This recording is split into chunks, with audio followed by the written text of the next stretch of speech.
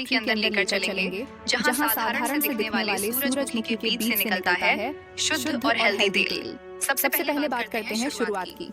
सूरजमुखी की खेती खेतों में होती है। जब फूल पूरी तरह सूख जाते हैं तब किसान इन्हें काट लेते हैं।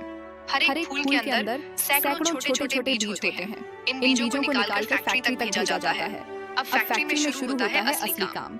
सबसे पहले बीजों को बड़ी-बड़ी मशीनों में डाला जाता है जहां उनकी सफाई होती है। यहाँ धूल, मिट्टी, छोटे पत्थर और खराब बीज अलग कर दिए जाते हैं। इस प्रक्रिया से केवल अच्छे और क्वालिटी वाले बीज ही आगे बढ़ते हैं। इसके बाद आता है ड्राइंग और रोस्टिंग का स्टेप। बीजों को मशीन में हल्का गर्म किया जाता है। ऐसा करने से बीजों के अंदर मौजूद तेल ढीला हो जाता है और उसे निकालना आसान हो जाता है। यह स्टेप बहुत जरूरी होता है क्योंकि इससे तेल की मात्रा और गुणवत्ता दोनों बेहतर होती है।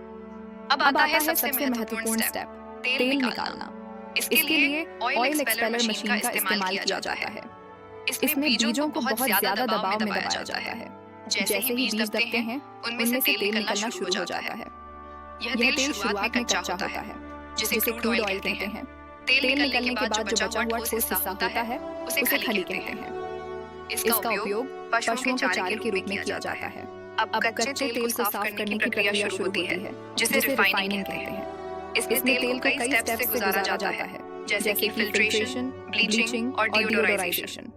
इन प्रक्रियाओं से तेल का रंग, गंध और अशुद्धियां दूर की जाती हैं और तेल को साफ और खाने लायक बनाया जाता है।